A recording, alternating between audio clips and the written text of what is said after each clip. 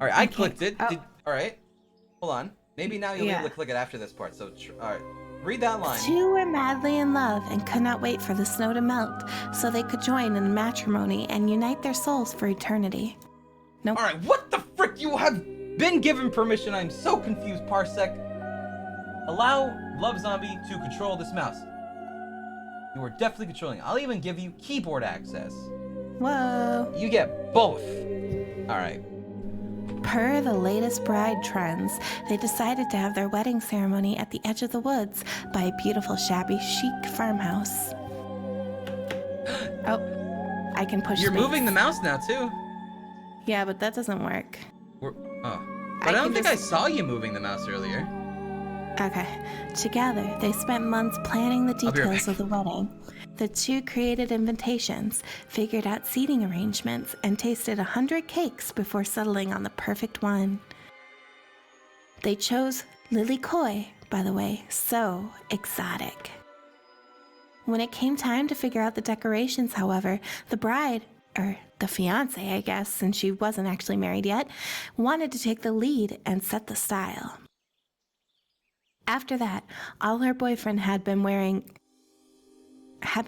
cargo shorts and open-toed sandals for pretty much their entire relationship, so he was definitely not to be trusted. Having decided on such a lovely natural setting for the ceremony, the fiancée decided that she would create unique floral arrangements from the local wildflowers that surrounded the farmhouse. As soon as the sun rose on the first day of spring, she set off into the woods. Each day, she spent hours mapping out where the best blooms could be found and prepared to pick them herself the morning of the wedding so that they'd be at the height of their freshness and beauty.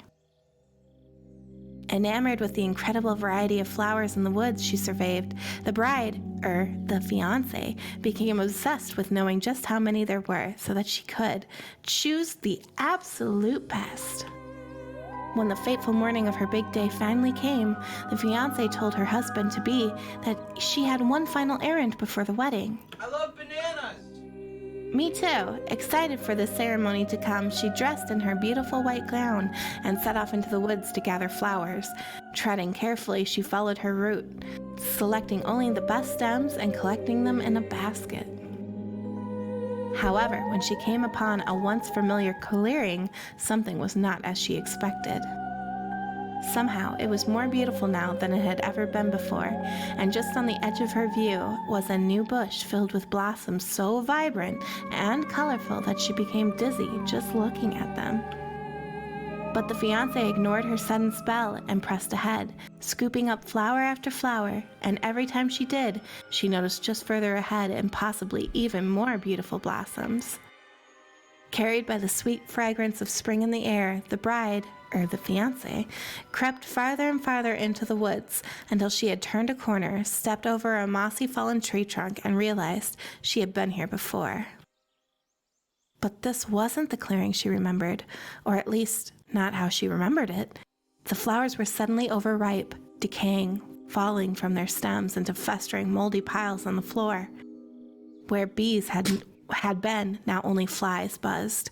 Where the scene of flowers had once intoxicated her, the odor of mildew now made her sick. How are they gonna blot out the sun now?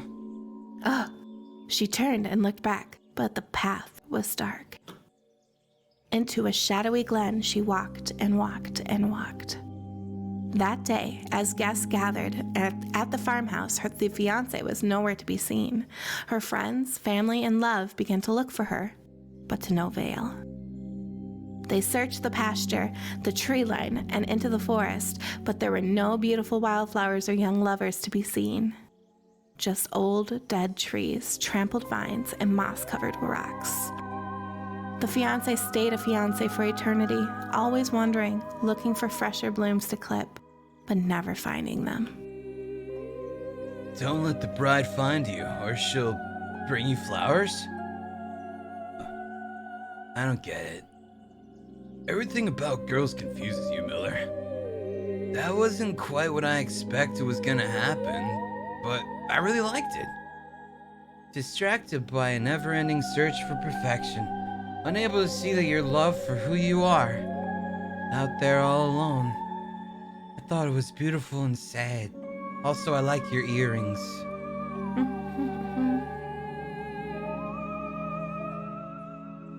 I'm glad.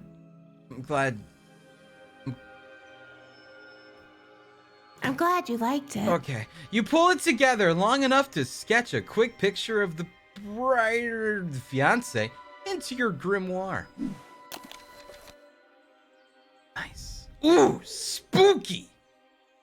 Yo, I mean, like, might not be like the best witch boy in the world, but we are a good doodler. We are a good doodler. Can you take away my permission so I don't screw up? You afraid you're gonna screw it? Yeah, I'm gonna screw it up. Alrighty. With the story complete and total darkness hovering all around them, the campers sit in a stunned silence.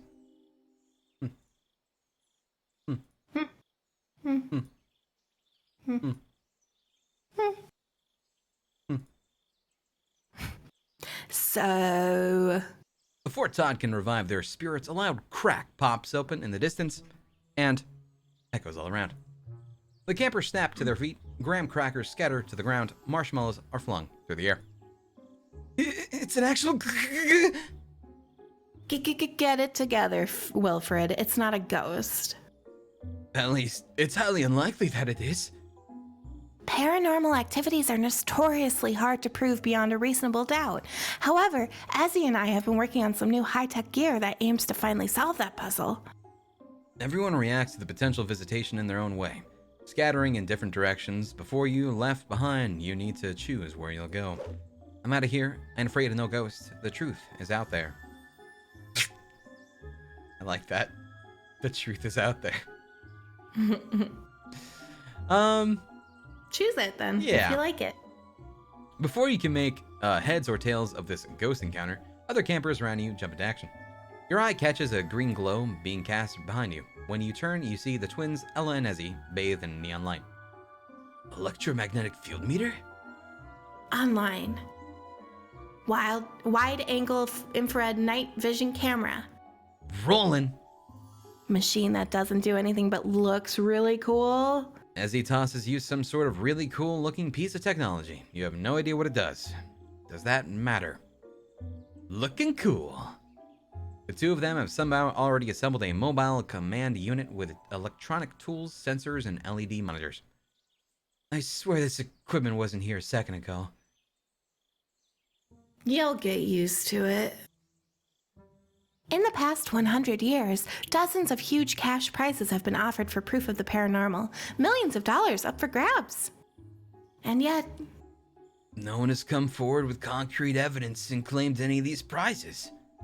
If ghosts do exist, we aim to find out and collect that cash to fund new research. Ella waves some sort of metallic wand about, a pulsing light blinking at the very end of it. It's a PlayStation Move controller. I'm getting a lot of activity in the northwest sector. We definitely haven't encountered anything like this before. As she follows her signal, she begins to walk in your direction.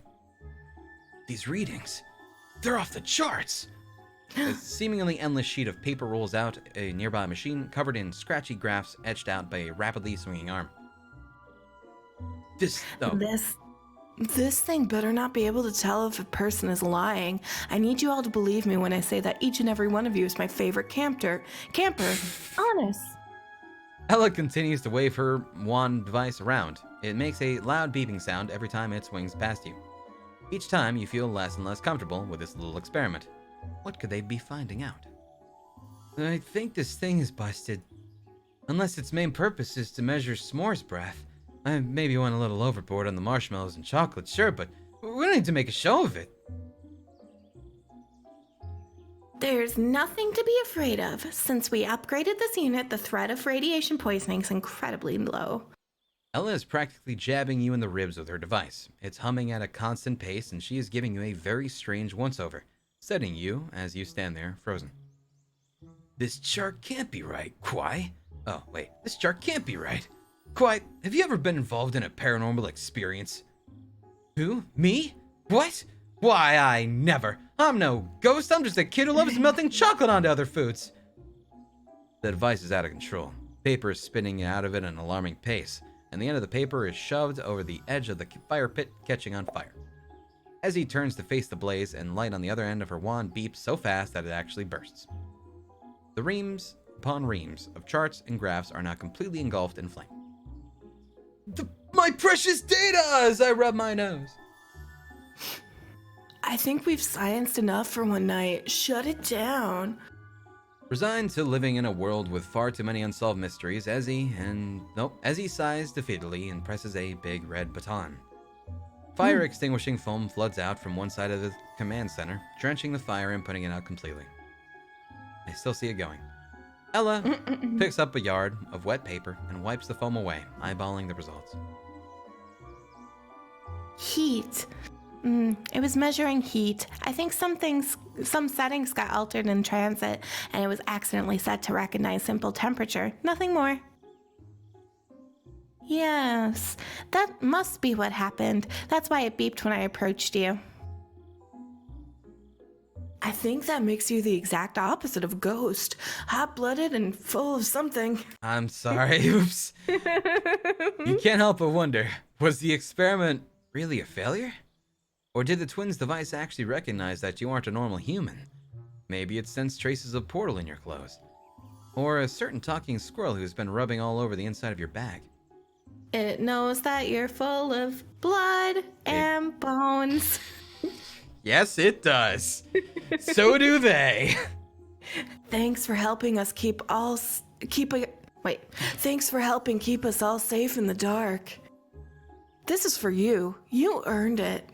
Todd reaches out to you with an open hand. There's something in his palm. It's a merit badge, a special reward for spirit busting. Your first ever. Aw, heck yeah, that's a dope badge. Boom! Punch it in the face. Right in the cheek.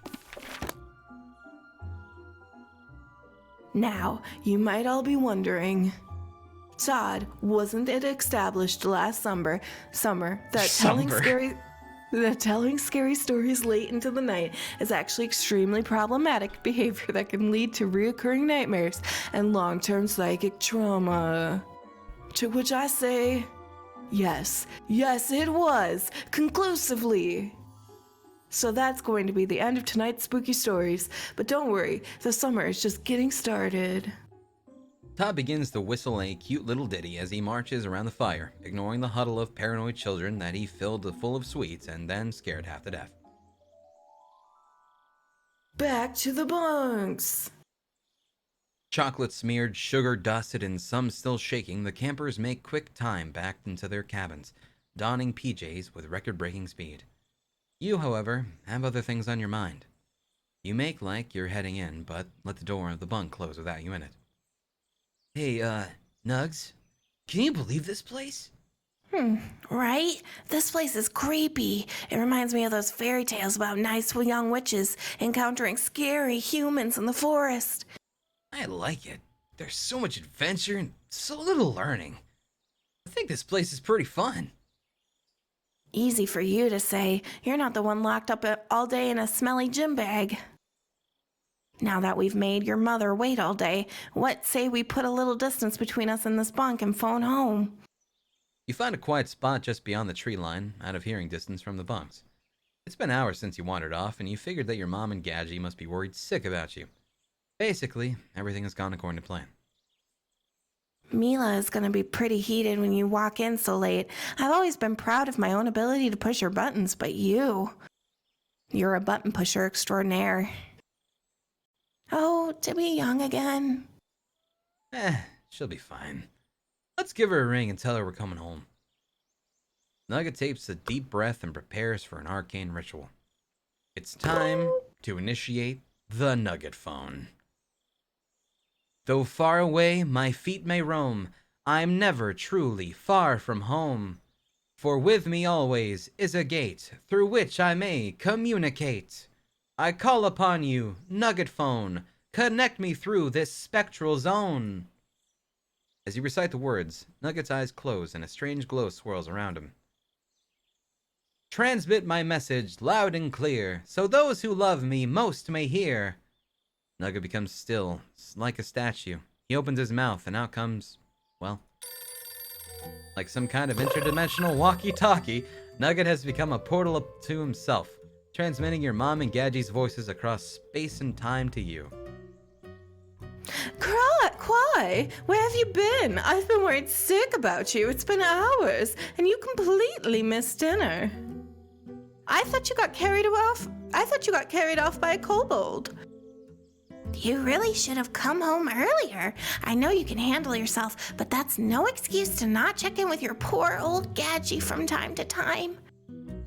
I still saved you a slice of pie, though. Aw, thanks, Gadget. I know, I'm sorry. I guess I got a little carried away and forgot. I'll be home soon, though. What kind of pie? Let's can the pie talk for a second. Where have you been? Oh, I was walking around with Nugget and we found some old stuff and got looking around and trying out spells. Since you want me to stay on top of my studies and all, I just lost track of time, I guess? If there's anything you want to tell us, now is the chance. You know Nugget is terrible at keeping secrets. Jeez, there's no terrible secret, Mom. We're just out messing around, Mom. No dark magic or anything we'd be worried about. I'll be heading home right now, Mom. I feel 100% confident you're hiding something. I'm pretty sure it's a thing at this point. But we still love you. Be safe, but make it snappy. As the connection cuts out, Nugget comes back to life, the strange aura from before fading. So, what lame excuse did you feed him? I basically just mumbled until they gave up. When in doubt, Precisely. I guess it's time to head back home. I thought you might be a little more broken up about leaving this human kids camp after such an intense, you'd say fun, first day. I know, right? Also, thank you, MV Gimmick, for the 500 bits and saying quality content. Thank you. Well, just between you and me, I plan on sneaking back in. Don't worry, I won't drag you along with me next time. Don't tell me this stuff. I need plausible deniability. Relax. Now let's go hit up that portal home. It's not easy in the dark, but you find your way back to the site of the portal. Sure enough, there's your emergency whistle dangling from a tree branch, swaying ever so slightly in the breeze. So, is this portal supposed to open itself, or is that your job? I said we'd figure out how to open it, and here we are. So, hold your horses, alright? Maybe you need some kind of spell. Yeah, in general, magic portals need some kind of magic spell. You dig around in your bag for any kind of ingredient that might help you out. I could probably use these things I found back in the witching realm. They were there when we opened the first time. In your hand, you hold the locket, a small purple flower. Nobody ever taught you the incantation for this type of thing, so you just roll with it.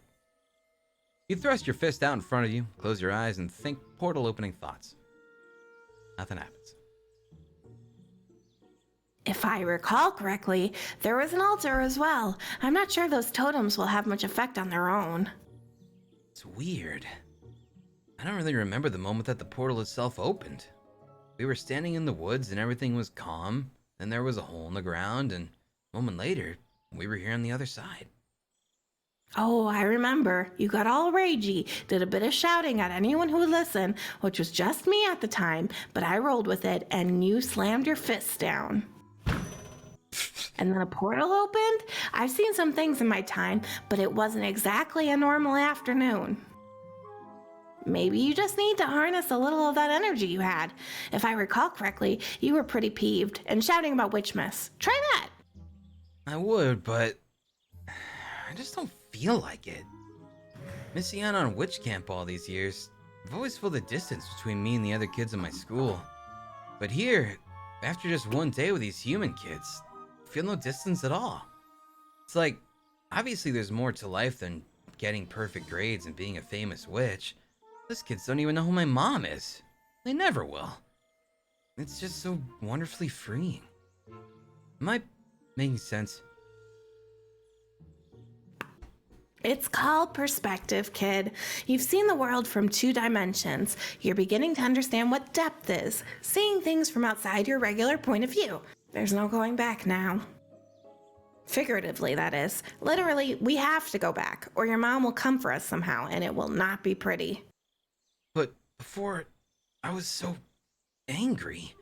I'm still not happy about the way she treats me, but I just don't have the energy for it anymore. Not sure I can do this. So what? We live in the human realm now? I mean, why not? Well, for one, none of the squirrels here get my jokes. Not for the rest of our lives, but just this summer. Maybe next summer. I mean, there's food, shelter, semi-adult supervision, and not even that far from home. Technically. Mom wants me to study my magic, okay, sure. I already cast one new spell today, and you have to admit, it was effective. Isn't that what she really wants? You are threading a fairy's needle with that logic leap. Your spell got a little girl pooped on.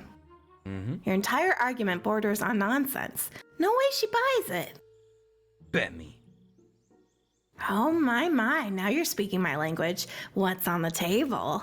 Labor. Mom calls us home, I become your summer servant. You spend the whole summer sitting on your fluffy orange butt, sipping iced tea while I wait on you hand and foot.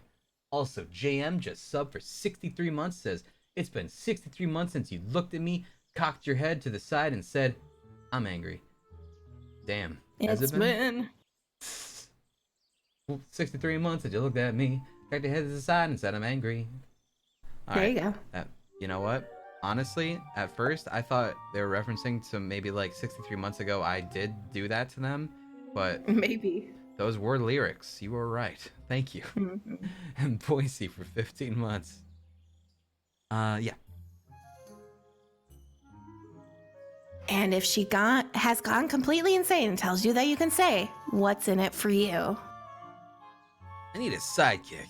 If I find myself in any tight spots with these humans, you help me like you did at lunch. No questions asked.